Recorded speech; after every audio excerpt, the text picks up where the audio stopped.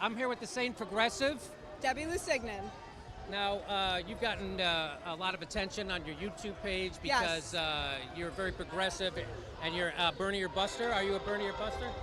I am a Bernie or Buster, but it's really not about political party for me. It's about staying true to principle over party, and that's what it's about for me. So, how Bernie Sanders can say to vote for the person who is being installed fraudulently against the American people's will,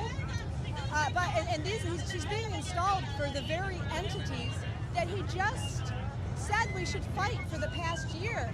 There's a cognitive disconnect there, and like I say, I have a lot of respect for Bernie, but I have no problem disagreeing with him whatsoever, and I part ways with him here. Now, what do you think of this event now, Jim? Make it easier to go to war with Iran, and we have emails that have leaked out from WikiLeaks with her saying that she wants to go to war with Syria to benefit Israel, and additionally, it said that she wants to go to war with Iran to benefit Israel, and if we get in a war with Syria, then we would have an excuse to go to war in Iran. I don't see a lesser of two evils there. If you know what it is, Jimmy? It's the fear.